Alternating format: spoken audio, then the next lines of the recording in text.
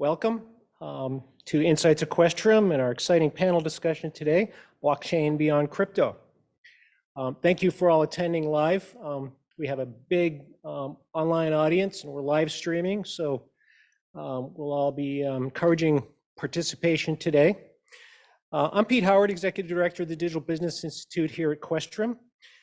Quick plug for the Digital Business Institute, or DBI as we call it. We're an incubator, accelerator, and orchestrator of research, executive education, student experiential learning activities across the school.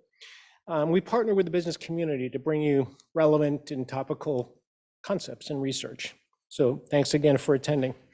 So Q&A, quick housekeeping, how it will work. Questions for panels can be submitted by an online poll. You can scan the QR code. Let's make sure that works. And online, you'll see the link in the chat. So submit your questions, please. They will come through to an iPad that our interlocutor has, and we'll be able to respond. So without further ado, I'd like to introduce our moderator interlocutor, Yasmin Amir. Yasmin's a senior business reporter at WBUR, a former CNN writer, producer, and editor.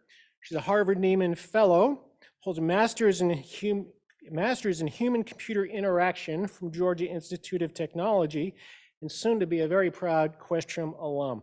So Yasmin, welcome. I'll turn it over to you.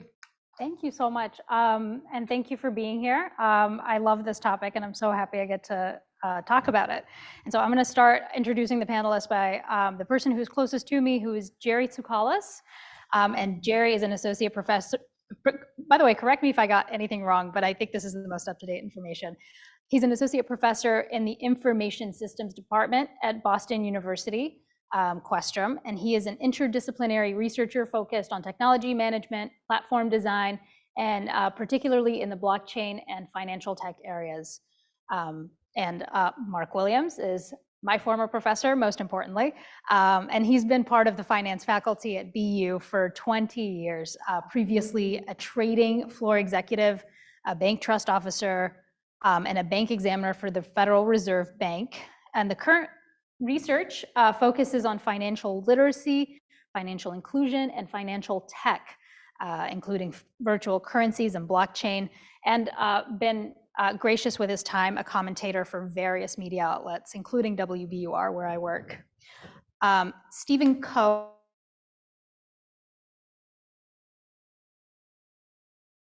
School of Business. He teaches fintech and quantitative finance, and he's a prolific writer. Some of his research results have been incorporated into standard MBA textbooks and implemented in commercial software. And last but not least, Tim Swanson. He is the head of market intelligence for blockchain in the service from Clearmatics, former director of market research for competitor and enterprise blockchain solutions company R3. And he is the author of 2 blockchain-related books, A Great Chain of Numbers and The Anatomy of a Money-like Informational Commodity. He examines the autonomous contracts and the inner workings of Bitcoin. So thank you so much for being here, all of you. It's exciting to get started. And to get us started, I'd love to ground this conversation a little bit, because I don't know how many people are listening or how many people here feel like they know blockchain or what we mean when we say blockchain. So I'd love to start by grounding the conversation a little bit about why are we talking about blockchain, and I'd love to actually start with you, Mark. Bonus points for the simplest definition on earth. But then I want to go into opening it up to the panel to answer, like, why would we be talking about it at this moment? Well, what's exciting about blockchain is it's decentralized in the sense that it's a way in which that parties, 2 people, can communicate digitally and transfer wealth without actually having an intermediary. So no banks, not necessarily banks, not necessarily to have governments, which you do with government-issued currency. Yeah, no banks, no intermediaries, no brokers, lower fees, and faster transitions. Yes. So. And so I'd love for any of the panelists to jump in, and if not, I'll call on somebody. But but why is it important to be talking about blockchain in this moment? Tim, I'm gonna pick on you. Well, it's always a moment to talk about blockchains, right? It's a whole conference circuit of nonstop events talking about blockchains. Well, I guess today, one of the first questions you were probably going to ask was about FTX, so we can always dive into that in a second. But yeah, it's a topic du jour in many different industries because you have incumbents in those industries, and I don't think they've talked about incumbents in feedback technology yet, but it's a microphone joke that didn't work out too well.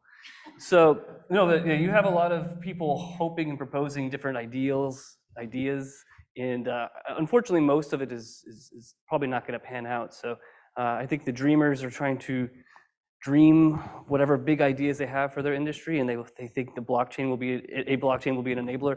And I can pour cold water on most of that stuff right now, but that's not what this panel's about. So, let's talk about the big dreams first, and then maybe some of the real deal later on. Well, I'd actually love to go into the big dreams since that's a good transition. But Stephen, would you mind going into some of the big dreams behind blockchain? Sure. So one reason blockchain is so fascinating is because it solved one of the biggest open problem in computer science. So that open problem is how do you get consensus over the distributed network.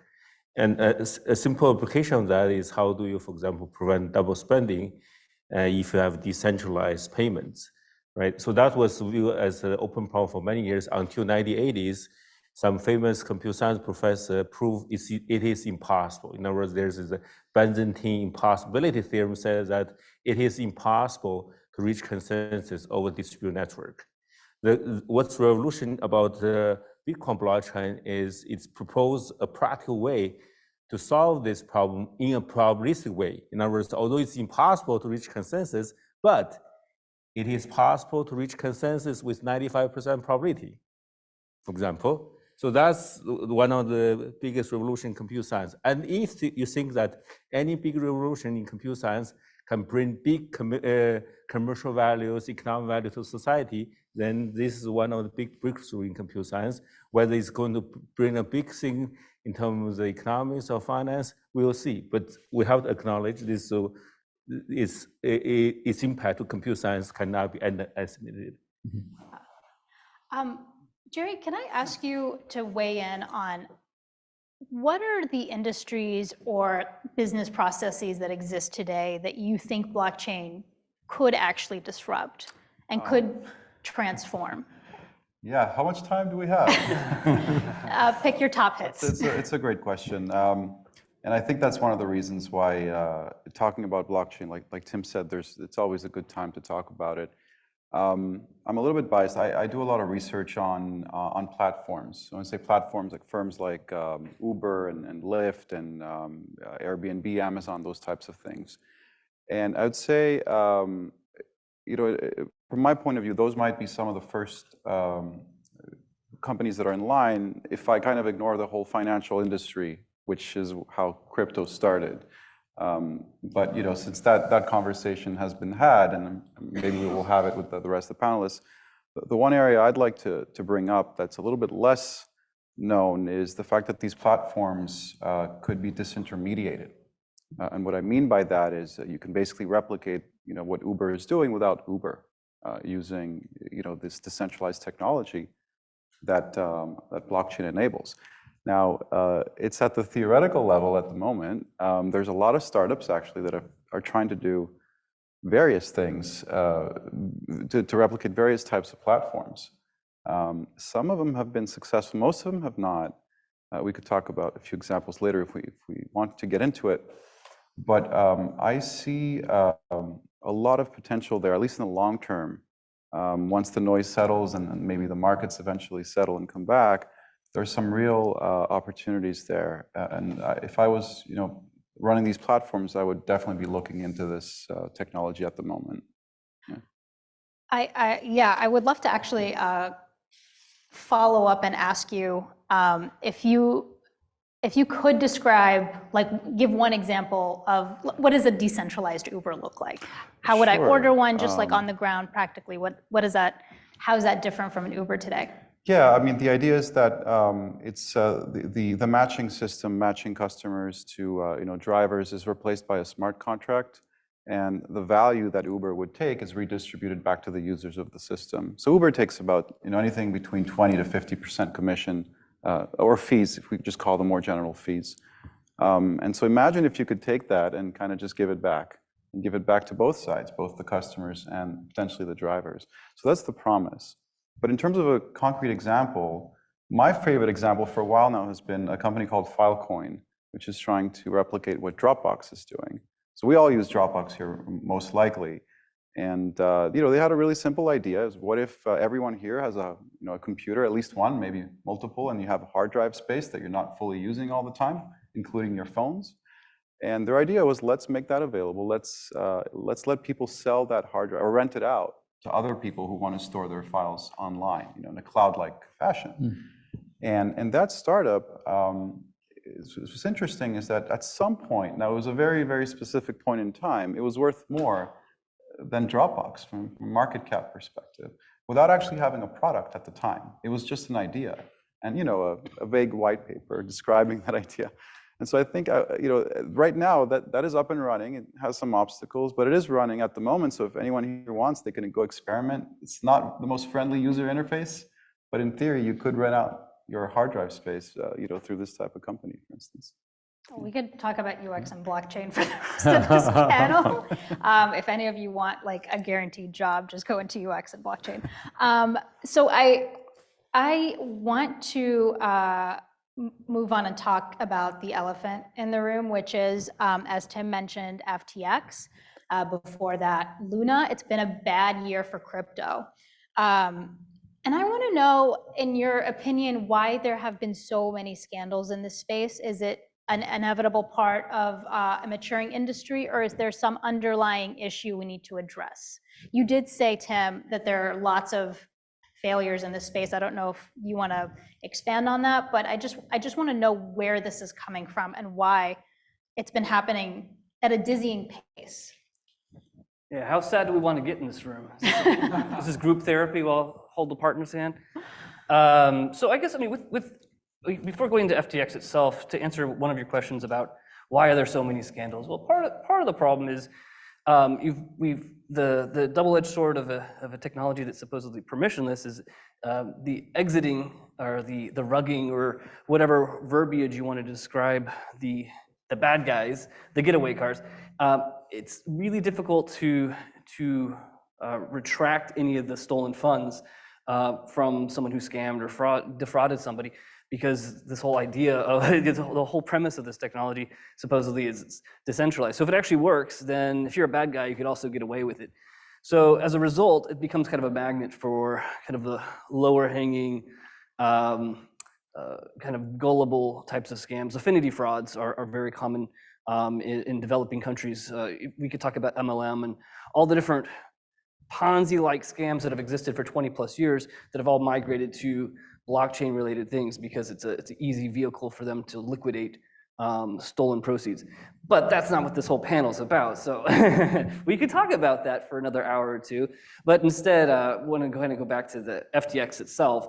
And just to be clear, FTX, if those who aren't familiar with it, it's a centralized exchange. It had a holding company that owned many different properties or different trading venues. The most prominent was FTX Global, based in the Bahamas, or FTX International. And that's where, as we're finding out in the last 5-6 weeks, it appears that the owners or the executives of that company figured out how to build a backdoor to bypass auditors' ability to detect money, the deposits of users being siphoned out and being used to prop up other parts of this holding company's empire, including a specific trading firm called Alameda Research. So we could spend a whole hour or two talking about the intricacies of that, but it looks like about $8 to $10 billion of user funds may have disappeared, or just they don't exist in where they're in the parts that they're supposed to exist. And as we know, in traditional finance, an exchange like NASDAQ or NYSE or CME or SIBO, these large entities don't hold user funds typically. Instead, they do, at least on the exchange side, they do order matching in trade execution. And the whole idea of a custodian is separate. And we've created these separations on purpose in traditional finance because we've seen the previous centuries in which you have combination of these types of activities, the bad behavior left unchecked actually occurs. So again, there's plenty of people on this panel, much more like, we have Mark here who's an expert in these types of topics in terms of fraud and how to get away with it. But rather than going through and spending time on a specific one, I want to point out FTX was fully centralized and held custody, at least they tried to hold custody of user deposits. It was not a decentralized application, it was not a decentralized financial product. So I want to make sure people are clear that even though there's a lot of big words or weird words going on right here, the fraud that took place or the scam that took place was something that's centuries old. It was somebody stealing user funds.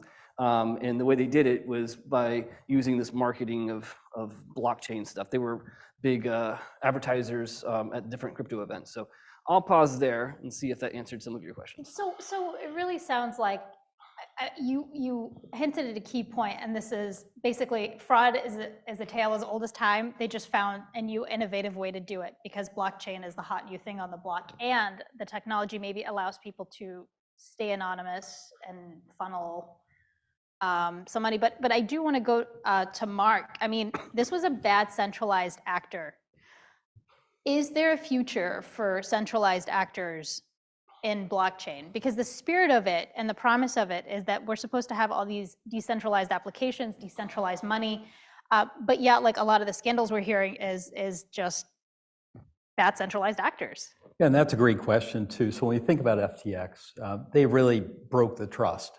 Part of this decentralized community was the idea that you would entrust someone with money, and actually in a trustless environment and with strong controls, your money is safe. But FTX actually showed that fraud can happen in this environment just like it did in Lehman Brothers in 2008. So I would argue that the parallel between the two are very similar. Both created a fraud ultimately that actually caused a demise of an industry. And so specifically about FTX, one thing that we realized is that if FTX had more controls at the very beginning, customer protections, and if they had more controls internally as well, not just externally, customers would have been much better at being safe. Now, that's important for us because when we think about the Bahamas, the reason why FTX went out there obviously was not just they liked the weather, they liked the lack of regulation. And so, in one hand, they were saying publicly, we have a system, trust us, but privately, they were taking advantage of customers, investors, and taking away with that. I'm going to throw out just a follow-up question because I've been hearing from some of my reporting locally when I ask VCs and investors and people in this space, they're worried that this is going to pour a little bit of cold water. On the blockchain industry. Again, when we're talking beyond crypto, because a lot of people's introduction to blockchain is crypto, they're worried. They think people might pull their money back. Maybe other projects are not going to benefit as much. How do you feel about that? And Stephen, I'm wondering if you have any thoughts about, is this going to set the industry back? Yeah, sure. So I want to mention 2 points. One thing, as we already discussed, so the loss of scams and Ponzi schemes related to blockchain and cryptocurrency, people should not be surprised. I mean, there must be some cryptocurrencies that are not Ponzi schemes, right? Not all of them are Ponzi. So the first question is why there's so many fraud and Ponzi scheme related to the crypto space, blockchain. There's a fundamental reason for this. Just go back. For example, we know the currency euro, which is the currency used by about 20 countries. Now it takes years for people to understand euro before they even use euro. For example, Mandel from Columbia University got Nobel Prize for developing economic theory about euro way before the euro got launched. So then, of course, it takes years, 20 years, 30 years for politicians and lawyers to work out the legal framework obligations to relate to euro. So that's one currency used by about 20 countries. Now you have thousands of this cryptocurrency used globally. So now we still far from understand the economic theory behind this, let alone talk about who's going to pay the legal costs to regulate this, who is going to have jurisdictions over this. Like you say, you can have Bahamas, right? So you can set up a company there which has very few regulations. So this is one thing we had to understand. In other words, it probably not because cryptocurrency are troublesome or wrong. It's probably just because there's so many come out at one time. We just have trouble to cope with them, right? So that's one thing, right? So that, in other words, because they're in the infancy, so that's we have these problems. Not because they're not bad, that's because at the initial stage we have to face this problem. So that's my first point. The second point is we have to realize that we had a similar experience with internet stocks and internet companies about 30 years ago, right? 1999, year 2000, we have the burst of internet stock around the 1999 and 2000. If you think blockchain also solve computer science open problem, just like internet solve the big computer science problem, then you have to face the pain the same way. I give a personal experience. I mean, probably the audience too young to remember this, but when I was a graduate student in 1994, I attended a talk by a person from University of Illinois, and University of Illinois invented a browser called Mosaic, which no longer used, right? Nobody knows that, I mean, except the old people like what. So it's Mosaic, and the speaker came to Columbia University to demonstrate how to use Mosaic. Then people ask questions, why are you going to use this browser? What's this for, right? You know what's the person answers? The person answered, well, you're professors, right? You're a graduate student, you can use internet to upload and download your papers easily. So that was viewed as the biggest application of internet. Of course, still, you think about e-commerce, to a large extent, is still upload and download files, right? So that's the biggest invention of internet. Now, so of course, after that, you have the burst and bust of stock, internet stock. But I would think the same thing would happen to the blockchain space. In other words, the company like Mosaic, Netscape, they're the first web browsers, but they no longer exist, right? So after the dust settled, maybe when what's left on the crypto space, blockchain, not the company we saw today, right? It might not be the Bitcoin, ETH, maybe it's a totally different, but the blockchain technology will survive as a revolution, right, related to computer science. Like it's not go. So just a quick follow up to that. Does it feel the same as like you made this parallel between the late 90s to you? Is blockchain? It's kind of the turmoil blockchain is going through right now. Does it feel the same as the turmoil for it's similar. For example, all these things have similar, like people suddenly get excited about one thing, right? That's like in the early 90s, suddenly people say, oh, we can use browser to see this, right? You have the company's valuation like 10 times within 1 year, right? So that's burst. Then suddenly people realize, no, why should we do that? For example, I remember there's a company called shoe.com, that no longer exists. They sell shoes online, right? Then people criticize that. Why you need to buy shoes online? Do you have to put your foot into your shoes in order to see how this fit yourself? Okay, so then there are lots of burst things. But then the company like Amazon, eBay, they survive, right? Because they figure out what's good about internet, what's bad about internet, then they figure out a niche so that they can do things much better than their predecessors, right? The same thing will happen, like we will understand what's wrong, for example, with some of blockchains, what's advantage, what the disadvantage with this cryptocurrencies. Then some company, I don't know who, I mean, if I know, I'll be rich very quickly, right? So I don't know who, but somebody will figure out the way to do innovations. Then they finally figure out the way how the whole society will benefit from this blockchain technology, both technologically and also financially, right? So, but we will see, right? Yeah. I want to encourage you all to submit if you have any questions. I'm just going to ask one more question before Can I add I start. something? Of course. I might be completely wrong about this, but just back to your question, is FTX going to ruin blockchain? Just to give a direct answer, I don't think so. But I just want to make 2 points. One is the crypto markets didn't overreact to the FTX bankruptcy. But we don't have an exact counterfactual, but it's not like things dropped 50%, which they could have. And they may yet still get there. So I preface this with I might be wrong. The second point is that it actually, I see this as an optimistic mindset, is that actually it makes the case for blockchain. So why do we need this technology? FTX is a poster child for why we need it, because it relies on centralized systems that are very vulnerable. Now, I don't know if blockchain can fully solve that, but that's part of the idea of blockchain, is that you can mitigate some of these risks if you provide the right incentives to the people that are operating the system.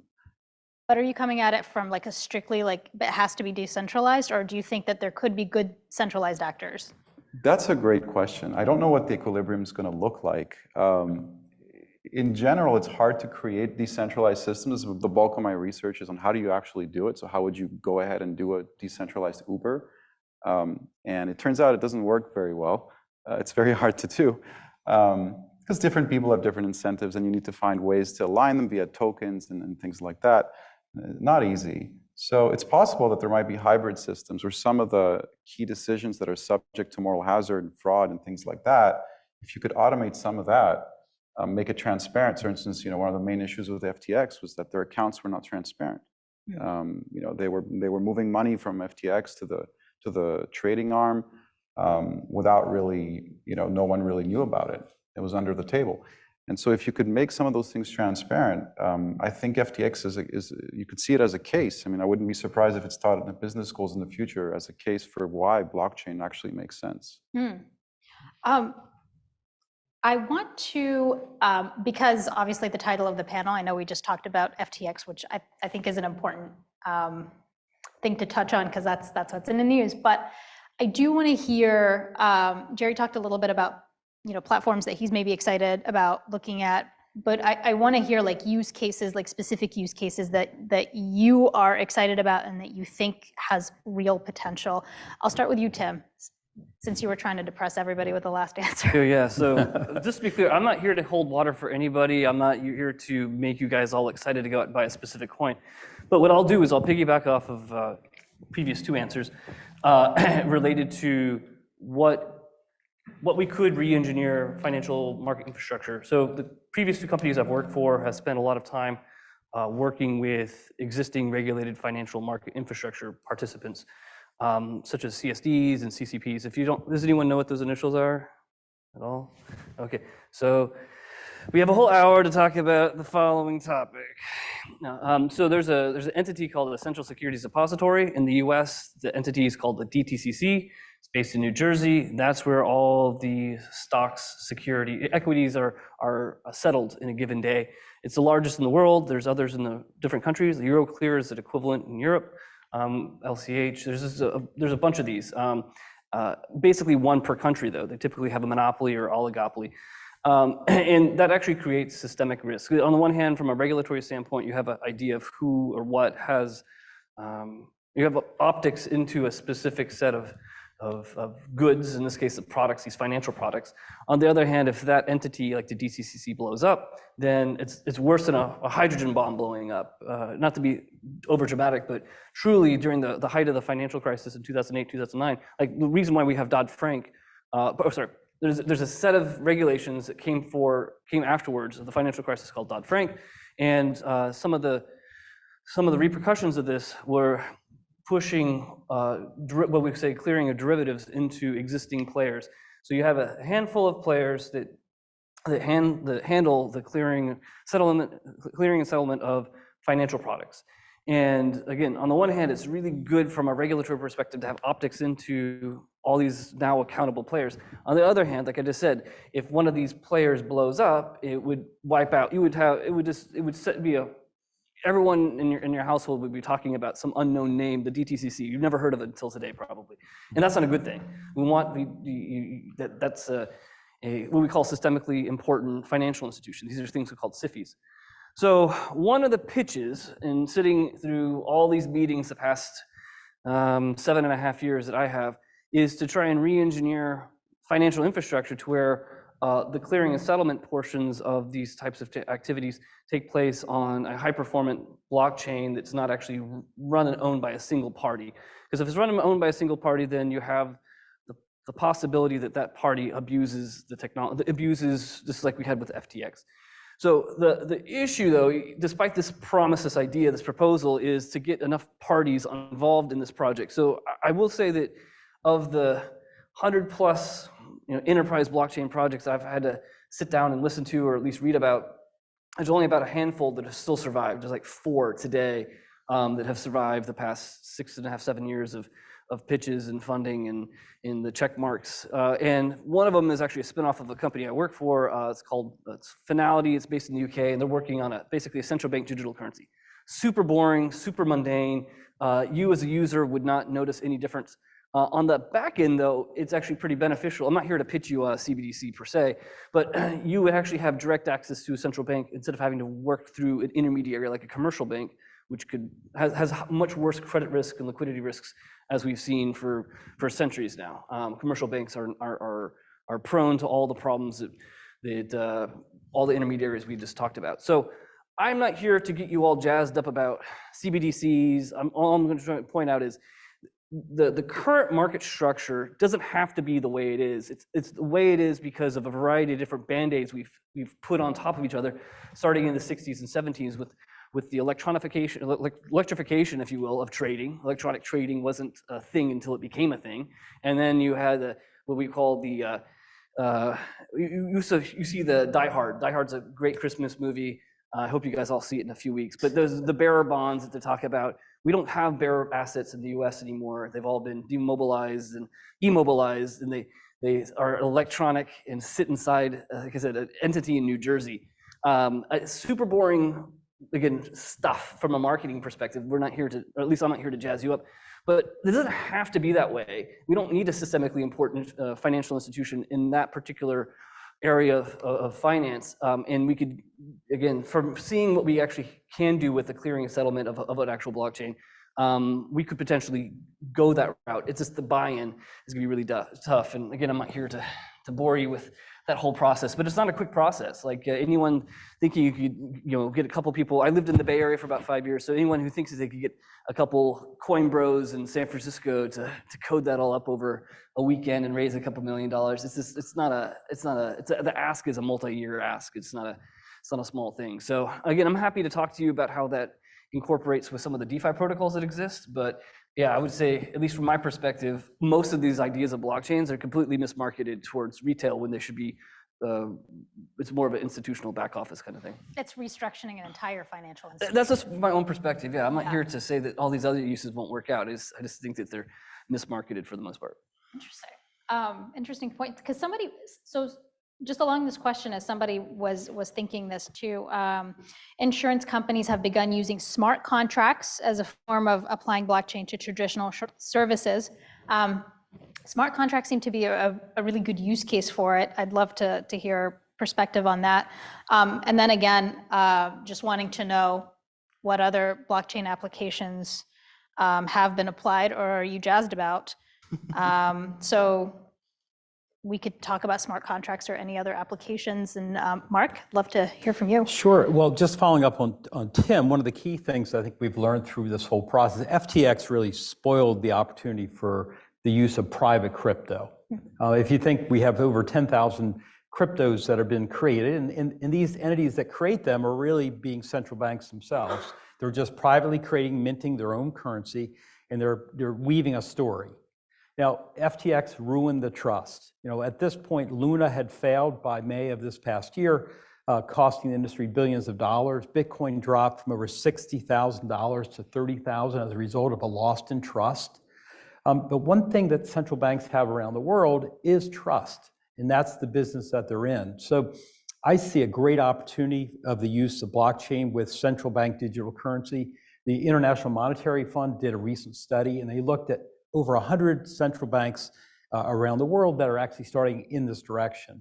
You know, in 2014, the People's Bank of China stepped forward and said, we're going to start doing a central bank currency. We have, as of last year, in the Bahamas, they've created the sand dollar, which is their central currency.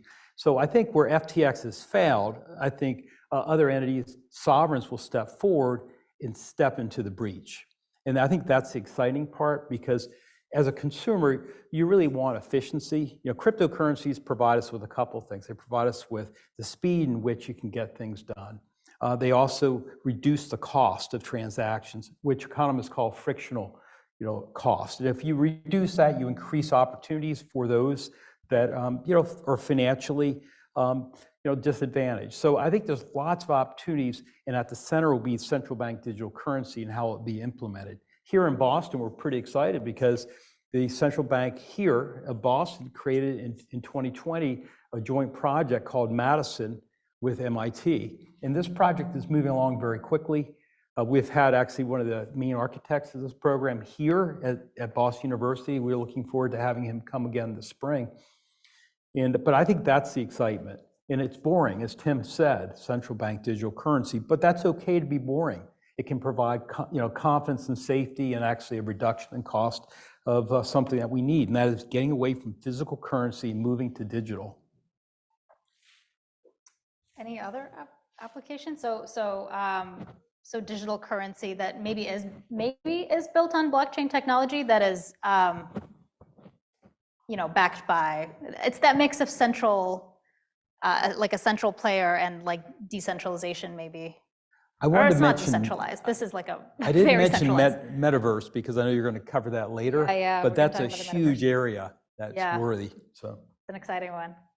I want to mention Sure. One small application and one major one, like the smart contract. So small application is, it's funny that people talk about electricity consumption related to Bitcoin, but actually Bitcoin can be used as an effective way to store electricity, especially related to renewable resources. The concrete example, for example, the many companies who doing all the solar panel, generate solar panel electricity, and because they're small companies, they cannot easily put their electricity to national grids. And what they do? They just use the electricity generated by the solars to do Bitcoin mining. That's create a battery, essentially a financial battery to store the electricity, right? So that's one surprising application. But talk about the main application. I do think one of the biggest application of blockchain is the smart contract, which you can write code very easily. You can write 20 lines, 30 lines of code using, for example, a language called Solidity program language to do things that traditional language such as C++ or Python cannot easily do, okay? For example, you can create a lottery contract very easily within certain line code. You can create the deposit functions, withdrawal functions with this solid program language that C++ and Python cannot easily do. So one important feature of this program language is every operations, whether you talk about plus, minus, and multiplication, require you pay a gas fee. And gas fee has to be paid by cryptocurrencies. That's in other words, that's create intrinsic value of this cryptocurrency. For example, if you want to run your smart contract on the Ethereum network, you need to have Ether. Otherwise, you cannot run code, right? So in other words, once it's bundled together, you have to say whether you like blockchain or not. If you like blockchain, you have to like the embedded cryptocurrency because otherwise you cannot run code that. So in other words, either they will both burst at the same time or they have to survive at the same time, right?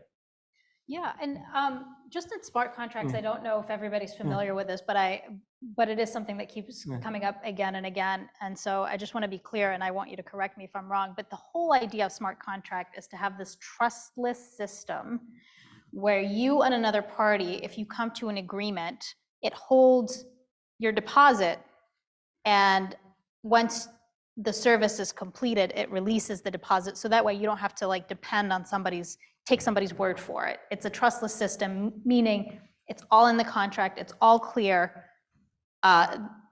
both parties kind of get what they're owed in an automatic way once the contract recognizes that the service and the funds are there.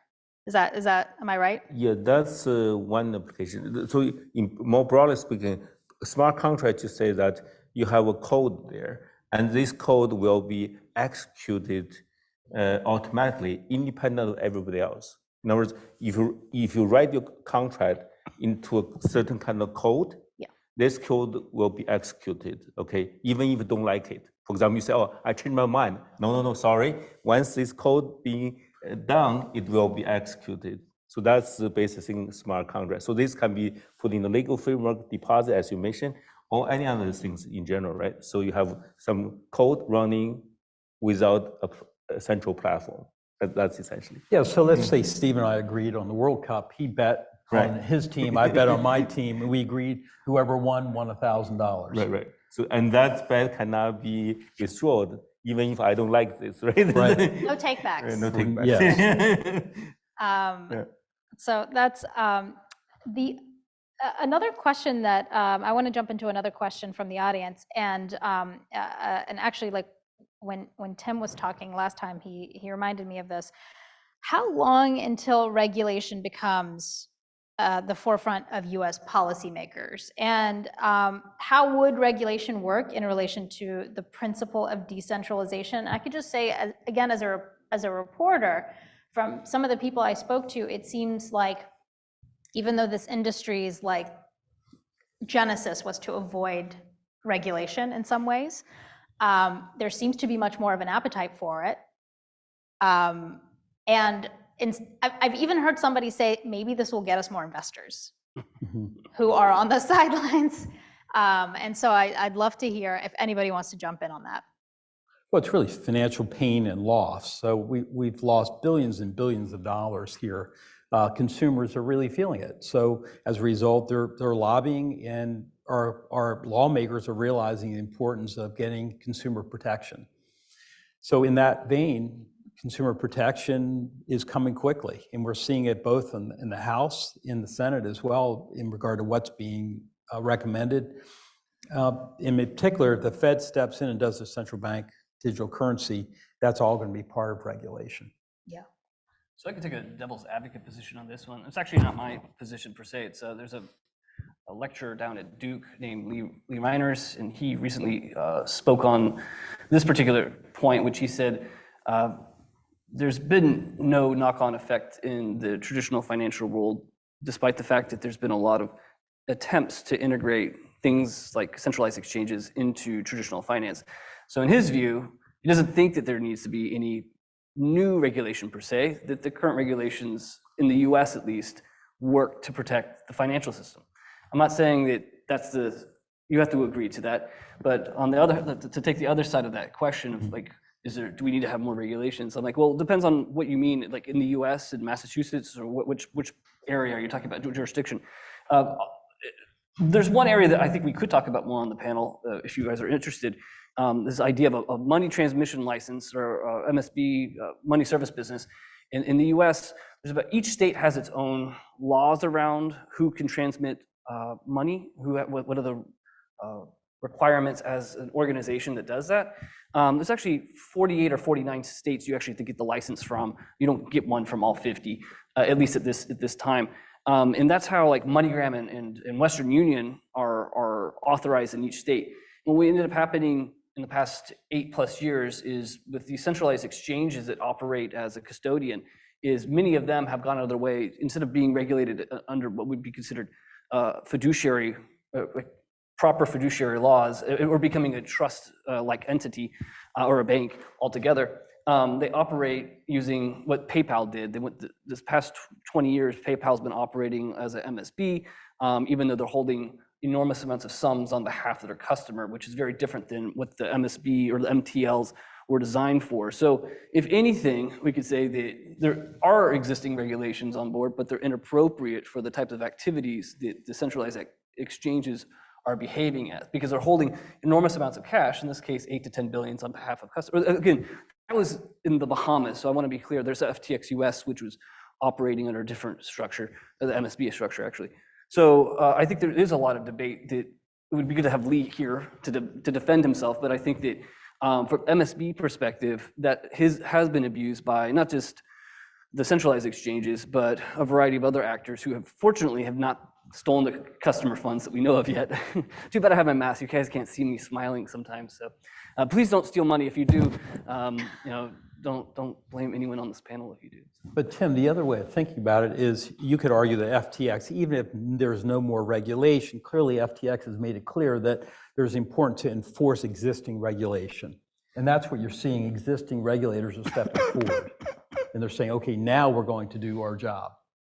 Would you agree with that statement? Oh, sure. I'm sure you guys could dig up old tweets of mine pointing out specific exchanges on the West Coast. There's two prominent ones that I'm like, they're holding user deposits. They're holding lots of it. Why are they able to not? Why don't they have to register as a trust-like entity? Again, I'm not saying I know the right entity, but at least a trust-like entity has certain safeguards. Like none of the entities that were registered in New York, New York has something called the BIT license. None of those have been impacted, at least to the degree that you have these other entities. And again, I'm not here to carry water on behalf of the NYDFS. They could toot their own horn if they want, but like there are structures that clearly failed here, and those that weren't enforced. And so I would agree violently with what your point was, Mark. Okay.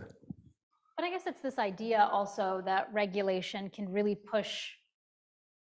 I mean, the optimist view is like, that regulation can push this industry to the next level. And perhaps there is a world in which a lot of these projects we're talking about that are beyond cryptocurrency could, explode in numbers, find new investors, find new customers, if we did have that regulation. Is that a Pollyanna-ish way to look at regulation? And I know the world of regulation is tricky because we don't know what kind of regulation yet, but I am wondering if some sort of regulation is needed for a maturing industry. I'll just jump in on this. The US has been surprisingly absent from providing clear guidelines to investors and crypto enthusiasts and all sorts of people compared to some other countries. So I'm not entirely sure why that is. They're being careful. So that's one of the reasons. But I think what investors need is just more clarity. I used to be a trader a long time ago, and there's one thing that market players hate is just lack of clarity. You just don't know if it's going to be like this or like that. Once you tell me what it's like, then I can adapt my strategy around it. But if I don't know, I'm going to stay on the sidelines until there's more clarity. Yeah. So I don't know if it's a matter of having more regulation or less for crypto. There just needs to be some more clarity on the position and when is it coming, what is it going to look like. And I think that would help.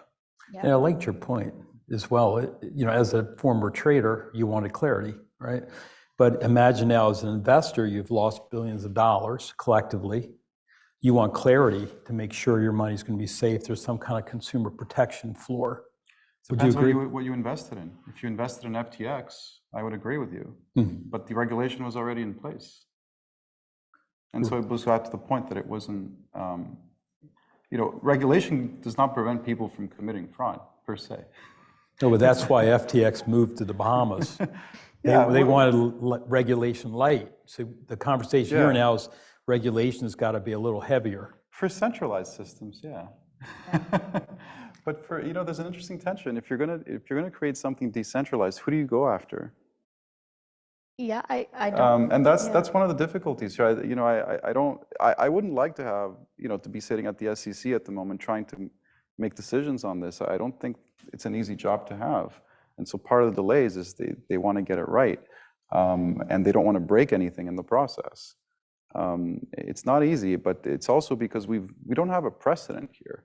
The running decentralized systems is quite different than an FTX type of system. They're both in the crypto industry, but they're completely different business models.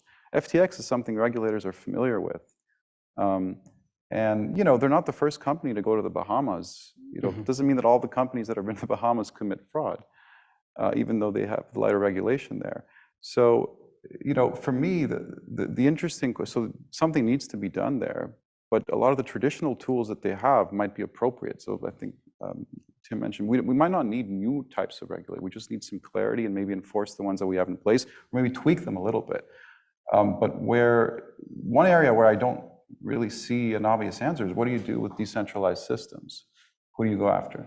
Yeah, to piggyback off what he was saying, there's two illustrations. I was waiting to see if anyone talked about it this past 50 minutes was DeFi protocols. One's something called an automated market maker or decentralized exchange. The broad terms of decentralized exchange, there's a specific one called an automated market maker. And as an example, again, here I'm not shilling a specific coin or token. One's called Uniswap. It's probably the most well-known one. It's on top of Ethereum, but they've launched it on top of several other L1s and L2s at this stage, using the same kind of contracts. And by the way, I don't like the term smart contract. I prefer it's a program. It's a very limited basic program, but we're not here to just argue about the nuances of these words. Or are we? Are we going to argue about? So an AMM such as Uniswap handles tens of millions of dollars of transactions a day autonomously without having a third party intervene or handle any of the interactions. So it's a non-custodial model of transacting between two or more parties. That's on the trading side. There's another protocol called a lending protocol on top of Ethereum, and there's other chains too. Again, I'm not here. I don't own any ETH, so please don't rob me or anything like that. But the lending protocol that's probably most well known is something similar to Compound or Aave. And in all these cases, all these examples, both of those types of protocols, the AMMs and these lending protocols, have worked in the sense that since the crash of Terra in May, or the Luna project, all the way through FTX just a few weeks ago, these protocols have continued to chug along without having to involve any intervention. In fact, the intervention cannot take place because nobody has a master key to take custody of user funds or abscond from it.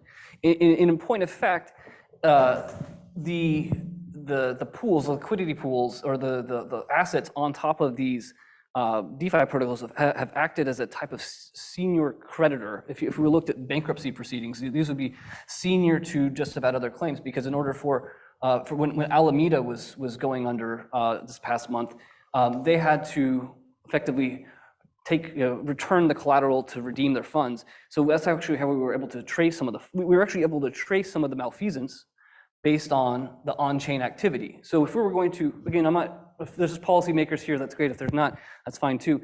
But if we were going to require a custodian to do something, it's to not be a custodian, have all the custody be self-custodied and have all the interactions, at least from a trading perspective, take place on chain. So we could see this transparency that you were talking about. Again, I'm not here to show you a specific project, but those are two examples of something that, despite the calamity, despite the stressful volatility, this protocol still continued to operate in a very, very stressful environment. So I'm happy to talk about those more, but I know that you had at least the big M word that you wanted to talk about at some stage. Well, what you've just done is, so we have a separation. The question is the machine broken, blockchain and the decentralized nature of it, versus the operational risk and fraud, which we witnessed with FTX. So in a sense, we separate the two. Can you really separate it? If we have a decentralized world that's theoretically perfect, that is, it's void of human interaction, as long as the code is done correctly, then we have protection. But in essence, we're not at that point. But we've had a group of individuals that have exploited the machine for their personal benefit. And that's what we've experienced through all these various events that have occurred, whether it was Terra with Luna, for example, or whether it was BlockFi as well, right? Or more recently with FTX. That's a lot. I'd love to ask this question, and there might be part of it that I don't know, so I apologize, but why are companies focused on technology like ZK? That's the part I don't know. Knowledge, proofs, and various rollups when we don't have strong applications of blockchain? What's the purpose of scalability if we have nothing to actually scale? Gerry, I'd love to ask you that question because you think about this stuff. I'm not quite sure I understand the question. What does it mean to have nothing to scale? I don't know who asked this question, but the ZK knowledge proofs and various rollups. What I like about this question, and I think maybe how I want to reword it a bit, if you don't mind, is this issue of scalability. And how close are we to scalability? How close are we to actually applying blockchain technology in a serious way? Like how ubiquitous could it become? Yeah, I mean, ignoring the ZK roll-ups, and I don't think there's a need to get into that. I think the question was about scalability. If that's the case, I guess I have an answer in two parts. Well, from a technical perspective, I'm not a computer scientist, but I do occasionally try to read their papers. I think scalability from a technical perspective has been achieved. It's not, I mean, it can be improved and it will be further improved, but there are plenty of blockchains that can process, a high bandwidth of transactions in a relatively safe way. So that part for me has, that's not a problem. That's not what's going to hold back the technology at this point. It might have been the case 5 years or 6 or 7 years ago. There was this massive debate that was going, can we even do it technically? But I think that's been more or less resolved, and people are optimistic that scalability is not a problem from that perspective. The perspective of the consensus algorithm, how do you get people to agree and record transactions in a quick way? I don't see any more obstacles there, in the future. What is much more difficult is how do you get people to behave in a certain way? So we're talking about economic incentives, and that's where we don't really have answers, and it might depend on the specific company we're talking about, industry or system, and that's where there's a lot of interesting opportunities for new companies or new business models and new experiments to see how do you get a bunch of people that don't trust each other, not only to agree on what transactions to record, but to actually behave in a way that grows the system as a whole, and everyone's kind of better off. Maybe it's more of a design issue rather than a technical issue. I think it's more of a design issue but with, how do you deal with people at the end of the day? Yeah, it's people. People are the issue. People are always the issue. But Stephen, can I actually ask you, if you can go back and think about what really broke the dam in the late 90s when it comes to the internet, when you thought about all these issues with us and maybe what's going to break the dam in this scenario with blockchain, is there a clear answer at all as to what is going to help us move forward in a more potentially a smoother way? Yeah. Or the strong companies are really going to make it and maybe the weak are going to fall? Yeah, this is a very good point. So there are lots of similarity between right now and the internet companies in the early 90s. For example, when the internet bubble burst, there are lots of politicians talk about we should regulate the internet, etc. Right? Lots of things. But the fact is, although there are some regulations being put forward after year 2000, but very few. I mean, to a large extent, internet still remain unregulated by government because the government realized that which country going to regulate the internet? There are almost 200 countries there. Who's going to pay for the legal bills? Are you going to spend billions of dollars regulating this? Right? You taxpayer happy about this? Right? So what's really make internet went forward is consumers get much better educated on how do they use internet, right? They understand the bad things, they understand the good things about internet, right? They know that certain web page you should not touch, okay? It's bad, right? And when you purchase things from the internet, what kind of precautions you should make, right? The fraud web pages, when you use your credit card on web page, what should you do, right? So the consumer, so this is much cheaper way to do these things. Like for example, give you an analogy. There are two ways you can deal with disease. Either you invent a drug to kill the disease, which is very expensive, or you say, okay, get a healthy body, okay, exercise more, build up your immune system. That's another way you can fight with the disease, right? So the same thing will happen here.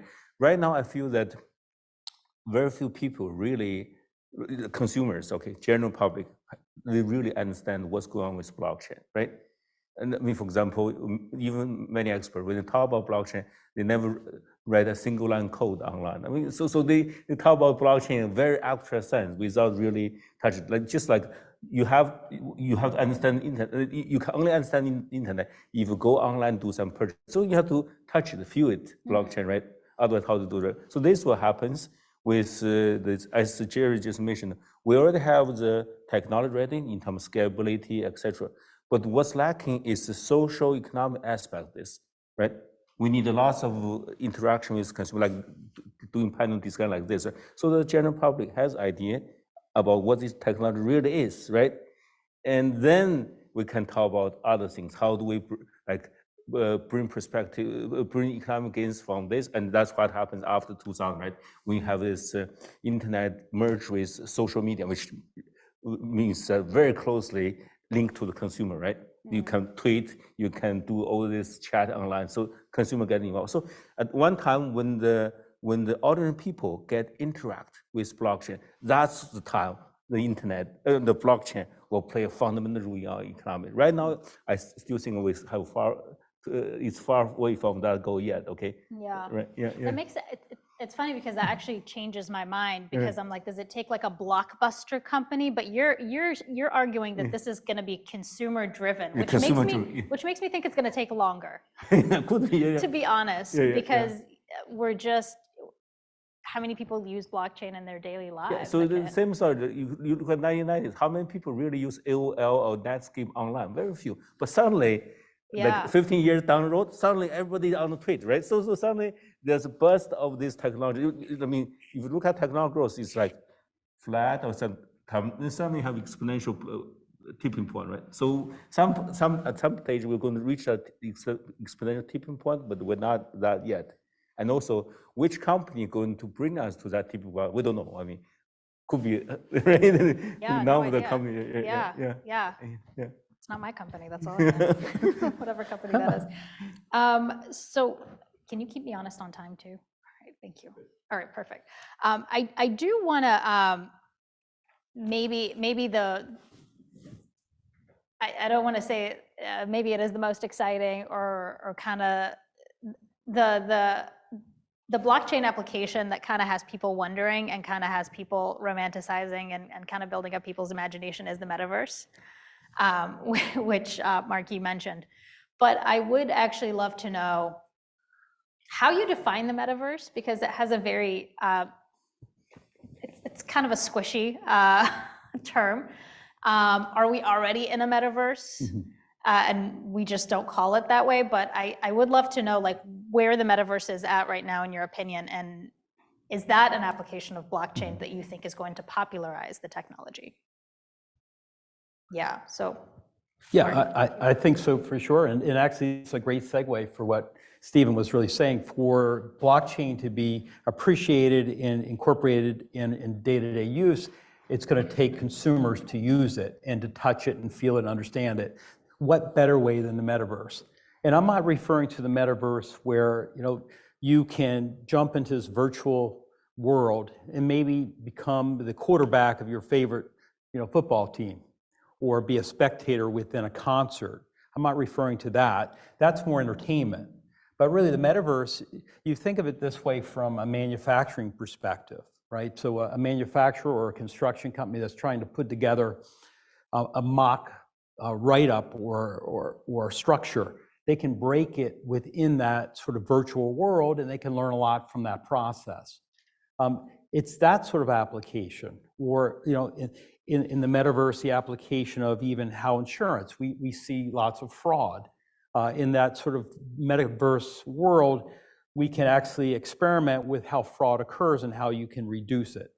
So I see that's where the application is going to be really very more broad, and I think we're going to learn a lot, and it's going to be incorporated much, much greater. Yeah. To give a kind of a funny, concrete example, okay, to use blockchain. So suppose we two will go to a meeting, right?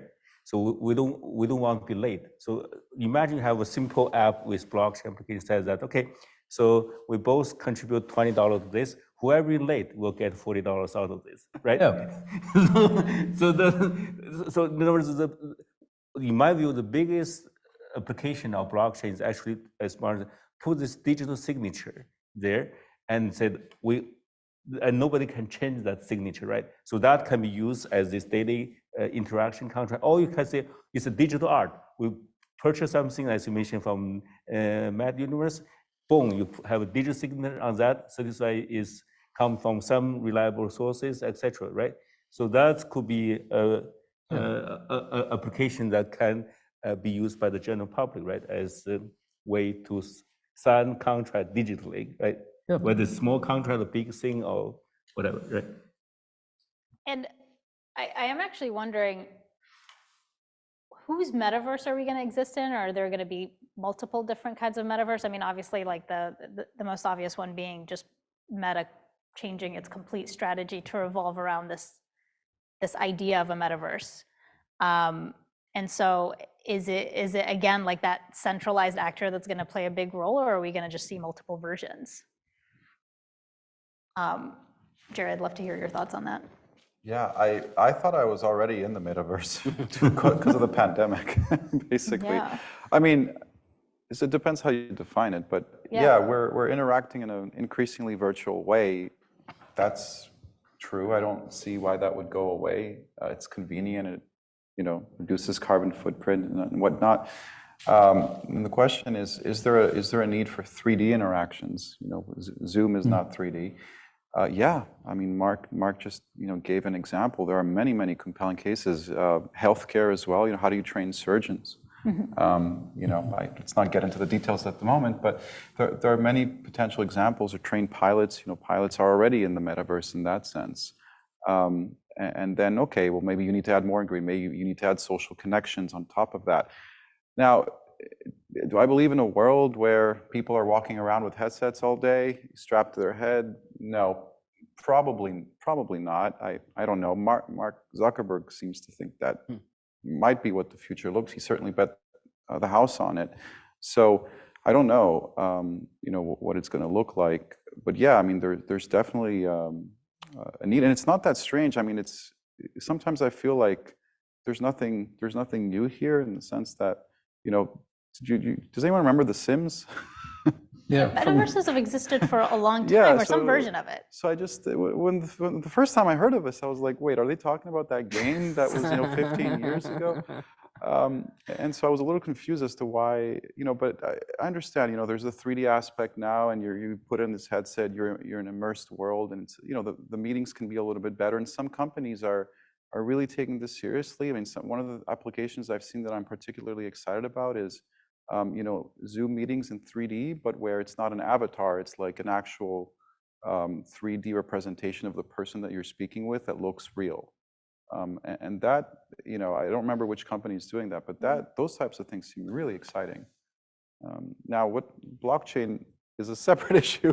Yeah. I think Stephen kind of explained how these two things could interact, but I could also see these things, evolving independently. And in fact, based on the type of bet that Meta has made, I mean, I wouldn't be shocked if they were, one of the first companies that actually builds an ecosystem. In many cases, and I'll just wrap it up with this comment. In many instances, not all, we have a lot of counterexamples, but in many instances, the companies that move first sometimes, build enough economies of scale and network effects that it's hard to kind of, replace them. And so if Meta is able to do that, it's not clear that a metaverse, based in blockchain will ever even take off.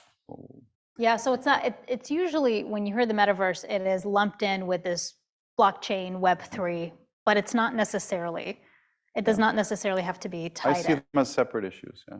Yes. But they can be combined with economics. If you want to be in my metaverse and you want to eat at my restaurant, you want to order wine, how are you going to pay for it? You're going to pay with my metaverse crypto, and that's going to run on a blockchain. So there again, we do have a connection with blockchain. Yeah. And I think it's decentralized. I don't think it's just one entity. I think whatever metaverse you want to jump in and how you want to do that. How about a family reunion? Wouldn't that be great? Instead of everyone flying and getting COVID, we all can meet in a cozy room. We could put our avatars on.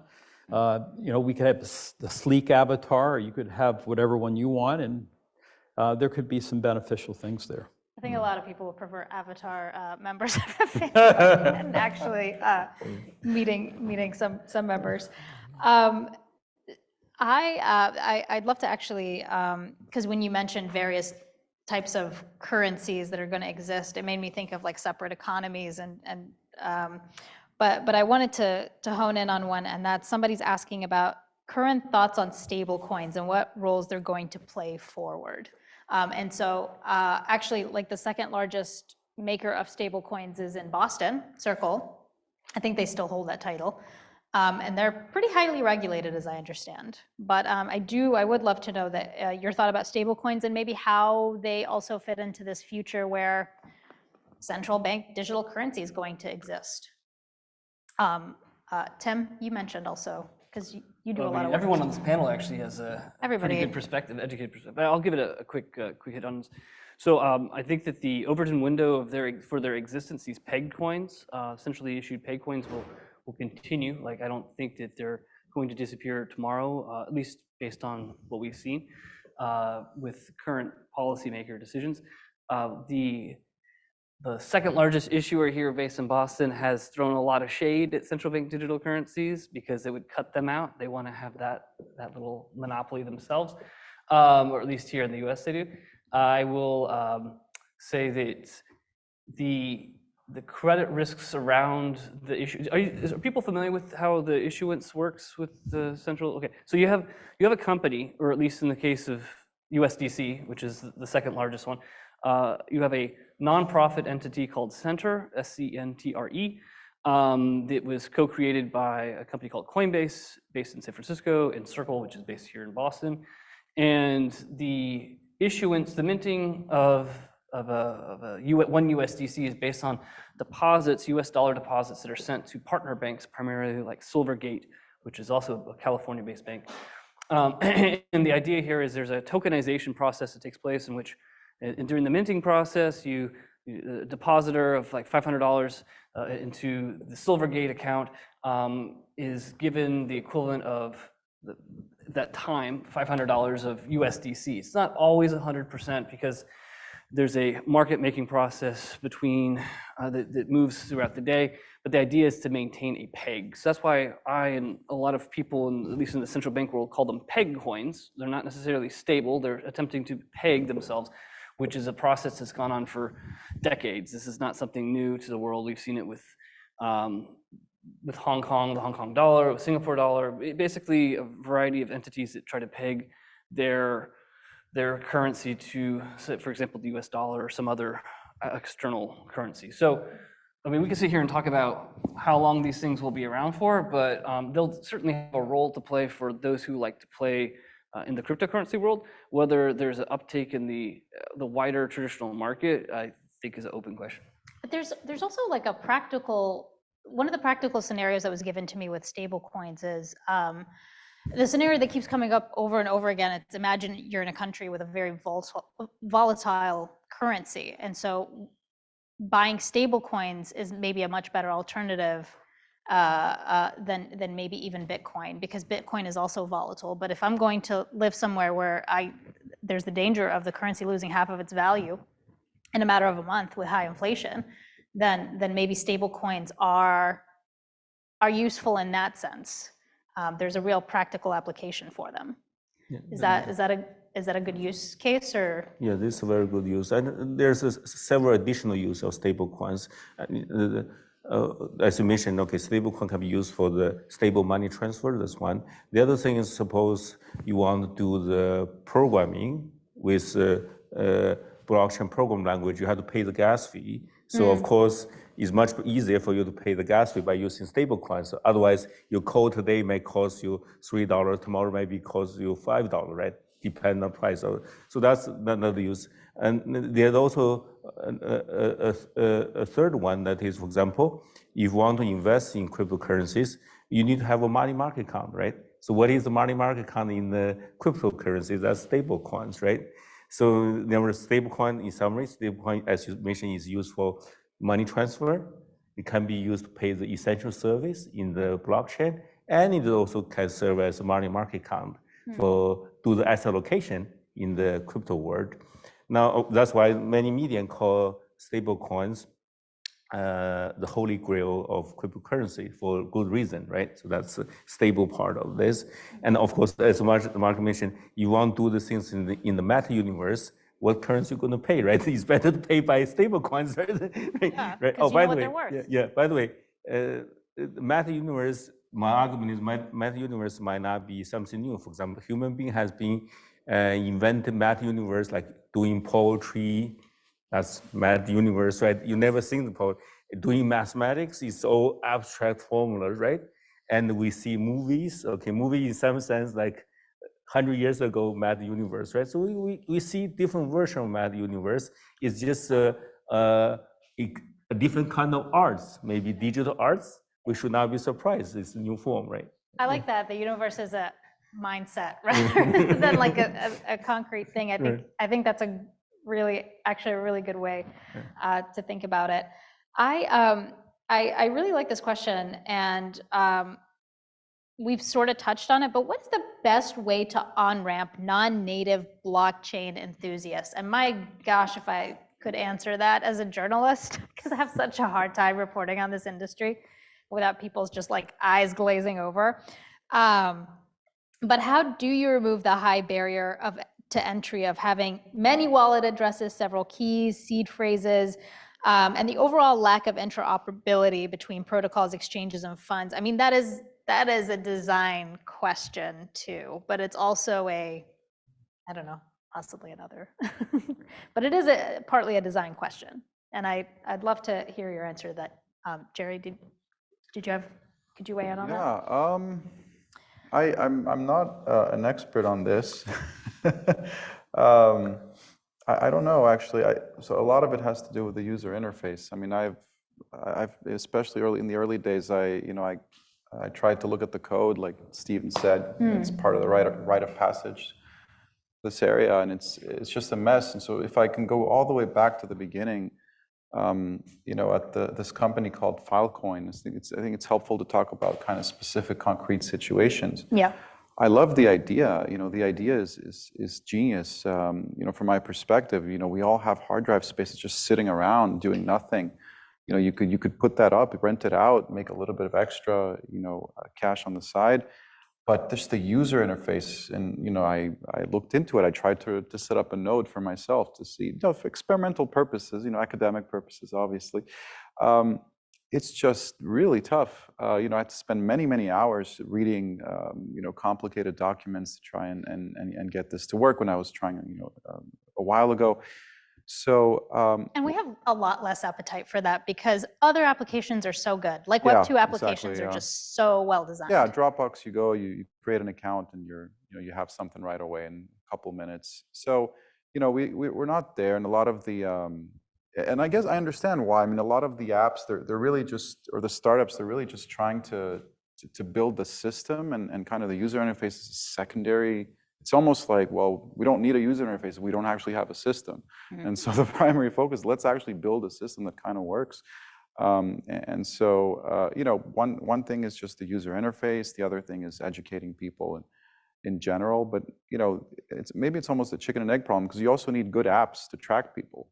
And so, it's unclear that there really are these apps that you absolutely have to go and, to the blockchain or a decentralized system. If you want to use Twitter, for instance, there's chatter now since Elon Musk took over Twitter. Well, maybe we should move to a decentralized system that's not controlled by any one individual.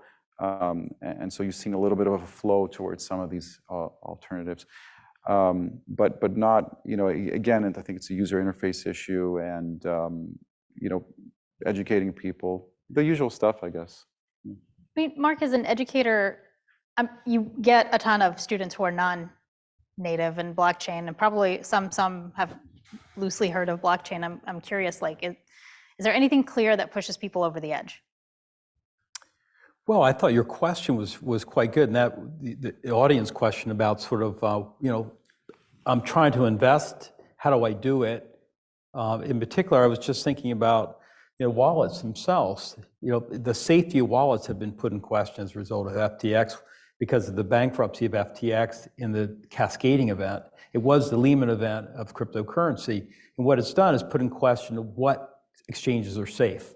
In the US, we have 4 large exchanges that allow you to also use their hard wallets. And the question is that safe or not? Or should you have your own personal wallet? If you have a personal wallet and you lose your private key, then you lose all those money. all that money. So I think that's the kind of the challenge we have now is, what is the best way to store if you're going to involve yourself in cryptocurrency going forward? So as an educator, I mean, those are the questions really. It's the cryptocurrency community has been very good about really co-opting terms that were used within our financial system that meant safety, including the words such as stablecoin, which we learned from Luna, nothing was stable at all. So I think, it's financial literacy that we're really all learning as it relates to cryptocurrency. So I'm sorry that was kind of an indirect way of answering your question, but that's what I think about. And I also forgot to ask, because I did ask you to submit your questions on the app, and I am reading them. But if anybody actually has questions from the audience, like final questions, raise your hand. Otherwise, I will keep going. One of the final questions is, let's talk about NFTs. And this person is asking specifically about the NFT gaming industry. We went through NFTs in your class, Mark, and we talked about everything from the Bored Ape Yacht Club, and if you don't know what that is, I don't know, look it up. But I do want to know if there is a use case for NFTs, and if so, what is that use case? If anybody wants to jump in, I'm not. I think there's definitely a use case. I mean, even the Red Sox, set their NFTs up, and that is that, if you can monetize and you can create that as value for an artist, someone who's created an original piece of art, and it can be actually, certified it's original, it has value. And so this is a way in which to solve a problem. And the problem was fraud and artists not being able to get the value that they've created. So I think that's real. I don't think everything like EFTs, for example, exchange traded funds, everything should not be NFT'd. And I think that's the problem. I think there is a challenge of people saying everything should be NFT'd. So I think it's the balance. Is there a question that we should be asking ourselves of whenever we're thinking about creating an NFT? Like, what is the central question if I'm thinking about like whether to do this for my business or not? Okay, I'll make my answer very short. Are you solving a problem? That's it. It tends to be, we take a fintech idea and we think we're solving something, but maybe we're not. Yeah. That's fair. Questions. Oh, I'm sorry. Go ahead, please. Going back to how you were talking about metaverse and like blockchain, if you do say like metaverse is like one way how like people can interact with the blockchain, do you agree with like Mark Zuckerberg and like him like putting all his like resources into the metaverse, or like everyone's been like criticizing him, and like Wall Street's also been criticizing him for doing that? Do you basically, like, are you asking, like, do you agree with his investment strategy, business strategy? Yeah. Where everyone else is saying, like, oh, he's wrong. I have thoughts on this, but I'd love to hear.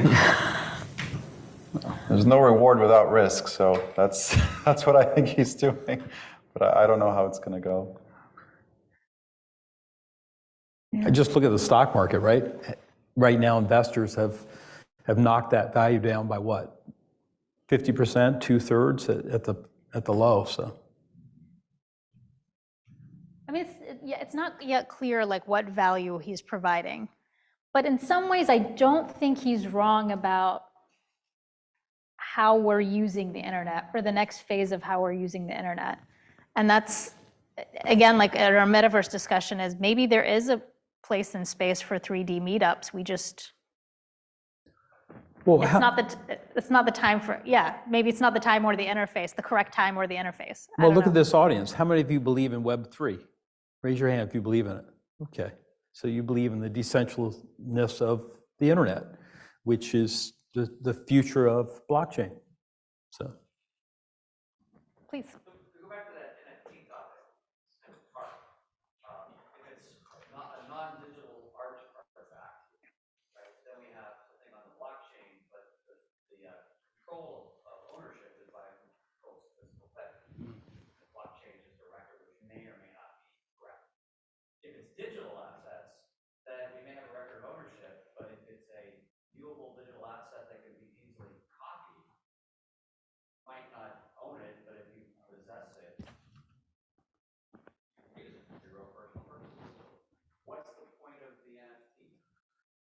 That's a fair point. I agree with your question there, but I'll try to respond to it anyways. So just to take a step back, NFTs are just this term that has become popular this past year because of art, but the idea of an NFT tokenization predates it by a decade. So people have tried to tokenize real world assets like gold, real estate, and these off-chain assets you just talked about, these centralized assets that are issued and held off-chain. So if you lose a private key, or if somebody takes the private key that controls that house or the car, how does it handled by court? Obviously you didn't ask that, but that's like the long term of these. Like eventually something gets stolen. So what happens with it? But then you're also asking, you have assets that are easily duplicated when you quote unquote right click and save was the funny thing people said 6-7 months ago, right? I like this picture, I'm going to right click and save. And that's a fair point. That's why there's only maybe like a dozen projects I'm aware of, art projects, that have found a way to effectively upload all their data to generate the image onto a blockchain. There's like 12. I won't mention them because I don't want to be seen as shilling any specific one. But apart from those 12, you have virtually like thousands of these NFT projects that have a key reliance on centralized either repositories to store all the data, or centralized libraries, so that way, or sorry, a limited set of libraries to where if the author of that library disappears, then you won't be able to generate the image. So I think it's a very fair question, and unfortunately, I haven't seen a whole lot of good answers for it, apart from someone like me trying to provide some nuance. So I think you should definitely bring it up every 3 months if you go to another panel. Say, hey, what are besides these 12 projects? Yeah, I'm happy to tell you off stage what these projects are. But yeah, if you have to rely on off-chain entities to hold custody or to maintain the image itself, then it kind of is, why bother? There's another minor point. For example, a similar analogy is we have the picture Mona Lisa sitting in the Louvre, right? And everybody knows that picture because you can take photos. The picture is printed in any textbook, etc. So why you still like that piece in the museum, right? You already know that picture, right? So there's a certain intrinsic value that if you somehow can certify it, you own that piece, right? There's a monetary value just by that ownership, even if you know the content, right? I want to follow up on Stephen's point here. I think there is a compelling use case for NFTs. And in fact, it was the use case when I first read about them. I thought this is exactly what they were trying to do, which was to embed royalties for artists. So if you create an NFT and then your NFT changes hands, the original artist can get paid. Similarly, if you create a digital piece of art that can be copied infinite times, well, the person who created it can get royalties associated with that, via smart contracting and whatnot. And so for me, I was very confused when I first read what NFTs were about. It's like, where are the royalties? Because that's the entire, from my perspective, that was the whole point, is that, yes, you authenticate ownership, but then you also empower artists, because that goes back to the original creation of the blockchain and Bitcoin, and specifically to empower people directly and not have, intermediaries and whatnot. And the technology right now doesn't support it. There are a few firms that are trying to build this out and to make it such that royalties are automatically paid back to, to artists and things like that. So I think that's an interesting way, and it would be, concretely speaking, a way for artists to sell their stuff without relying on record labels and other things like that, and being able to actually extract value for themselves. So I do see a compelling use case, but the technology right now is not built around that use case. And you can't just take somebody's music and sample it and them never knowing and, Exactly. and then ending up in a lawsuit. It kind of just like travels with your knowledge. Yeah. And that's a really powerful thing, I think, for an artist. Yeah, imagine you're at home, you launch a song, the latest Taylor Swift album. Money is transferred from your crypto account to Taylor's account. Technologically speaking, we can do that now. Yeah, no, that's a really good use case for it. I think we are out of time, but I'm sure you could catch somebody off stage. But thank you so much for attending. This was great, and I'm actually I'm already thinking about what like years from now, a year from now, 2 years from now, what the answers would be. I feel like they're going to be very different. This just moves so quickly. But thank you for your time. This was really fun, and thank you to our panelists. Yeah, thank you.